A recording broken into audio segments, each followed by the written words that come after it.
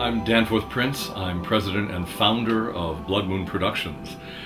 And Blood Moon is very proud to announce this week the release of a biography of Steve McQueen.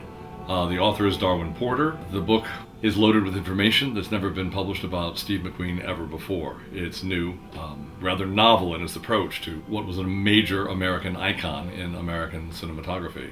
Darwin Porter is the author. He was the president of the Steve McQueen fan club for Dade County, Florida, back in the late 50s. He got involved with that chapter right after the release of The Blob, Steve McQueen's one of his first movies, and certainly a camp classic. And since that time, Darwin Porter always watched very carefully what was evolving with Steve, collecting anecdotes about Steve, talking to people about their dialogues and interactions with Steve, and generally compiling a dossier of material on Steve, much of which has made its way into this book. There's great interest in Steve McQueen. Forbes magazine quoted the estate of Steve McQueen as generating something like the 7th greatest amount of dollars in terms of memorabilia sales of any other dead celebrity. There's some talk recently of some biopics about to be made of Steve McQueen. And one of my colleagues went to Atlantic City about 2 weeks ago and came back with t-shirts, pens, and buttons, all celebrating Steve McQueen. One wonders why this memory continues to be so strong. He really did personify a certain kind of maleness that in some ways defined the American creature, the American man, throughout much of the 60s. That simmering sense of rebelliousness that really did make rebellion hip. Steve was an interesting product of a very, very gothically unhappy childhood. I didn't realize a lot of this about Steve until the author began bringing in his texts. Steve was the son of a working prostitute. Julian Crawford was his mother, who left him with his grandparents in various towns in Missouri. Slater, Missouri today is proud of its role as the hometown of Steve McQueen, and they have an annual Steve McQueen Day where everything to do with Steve is brought out in the form of motorcycles and fast cars. It is interesting, the background of Steve. He really did grow up on a hog farm. He was not particularly well educated. He was never terribly articulate. One thing he was very, very confident of was his sexual allure, and he had some bouts with the police.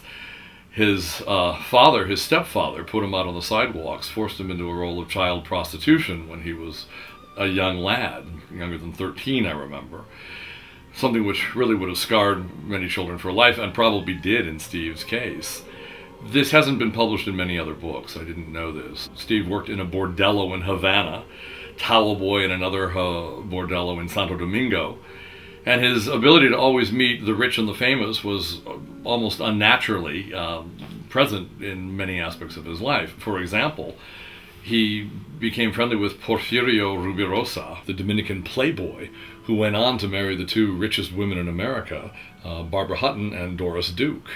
He became friendly with the daughter of the dictator of the Dominican Republic, Flor de Oro Trujillo. Her father was a murderous dictator. There was some bordello interchange between him and Flor de Oro that was most interesting, brought out in the book. Another famous person that Steve hung out with before he ever became famous, believe it or not, was Harry S. Truman, a fellow Missourian. Steve was appointed a member of the Marine Honor Guard on the USS Sequoia, the presidential yacht at the time. And in their off hours, Steve and the then President Harry Truman played together many, many mean games of poker, two Missouri men analyzing the world at large from the decks of the presidential yacht. They became great friends. And Steve was later a working prostitute himself on the sidewalks of New York, hustling, it is said, men in the West Village by day and glamorous women at night on the East Side. Some of these sexual conquests included, interestingly enough, Lana Turner and Joan Crawford. Pay for play, they called it. So it is a very interesting background of a man who became a major sex symbol for the American sense of iconography. And many other biographies really sort of begin their coverage of Steve at about the point where I am right now in this dialogue. We have seen picture books devoted merely to Steve's physicality, entire photo books just devoted to a face which some of his detractors referred to as a cross between a chimp and a Botticelli angel.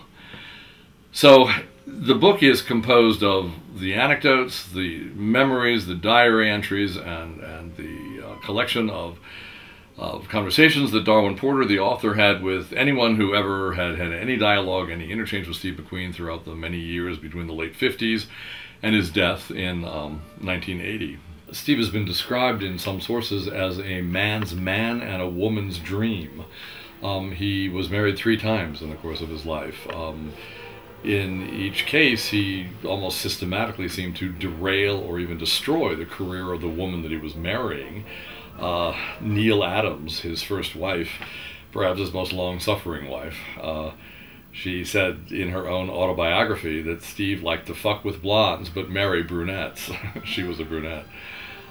His marriage to Ali MacGraw was famously associated with the destruction of Ali MacGraw's earlier marriage to Bob Evans, a very powerful figure in Hollywood. And part of the book is devoted to the labyrinth of entrapment, of horrible things that happened to Ali MacGraw when she abandoned Bob Evans. Her career virtually ended overnight. And Barbara Minty was his final wife, who indeed nurtured him through his death process. And each of these women wrote autobiographies describing in great detail their experiences and times with Steve. It's been argued that Steve really did not like women. He was usually rather abusive toward them, and it's even been argued that the only woman that Steve ever really liked was his own daughter.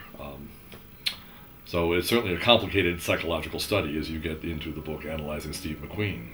It's interesting how a movie star as famous as Steve, who said as little as he did on the screen, developed into such a male icon. He was known as the king of cool. In reality, on a film set, however, he wasn't always that cool. He was very frequently in heated debates with whatever director he was working with at the time. He really wanted to take over the directorship often. He would demand that long stretches of text be rewritten. He often refused to utter long lines of dialogue, preferring it be the character he was portraying be portrayed only through his face with as few words as possible. Many thousands of dollars were spent on rewriting lines that Steve refused to say. He was a real son of a bitch to work with on a lot of sets. He had a lot of enemies. He smoked 3 packs of cigarettes a day, which could have led, obviously, to his eventual cancer. He had an enormous marijuana intake. And by the end of his career, he almost seemed to want to throw away the stardom that he had worked so hard to acquire. He chose the wrong parts. He turned down star vehicles that made other actors famous. He was really in the lead to work with Paul Newman on Butch Cassidy and the Sundance Kid, and fearing perhaps the competition from his nemesis and former and deep competitor Paul Newman, he turned down the part. Robert Redford got the part. The rest is film history. So, development of this book is the Charles Manson murder. The murders by Charles Manson in the home of Sharon Tate and her friends in California. Steve McQueen was on Charles Manson's hit list, on his death list. There had been an altercation before about a screenplay that Charles Manson had wanted to get done. Steve was dismissive of the script. Charles Manson determined that Steve McQueen must die. Steve would have been at the party given by Sharon Tate in Roman Polanski's house in California. Roman wasn't there. Sharon was murdered along with Jay Sebring. Steve would certainly have been murdered at that party, except for a chance encounter with a showgirl, I think is a polite way of saying that, and he simply stood up his host at the party and didn't go, and thereby his life was spared. Steve died of cancer and complications from asbestos intake in 1980, of cancer in a somewhat experimental cancer ward in Mexico, under complicated circumstances which are brought out in the book. But this is the newest release of Blood Moon Productions. It's very, very interesting, and I'd be very grateful if you consider taking a look at it. Thank you very much.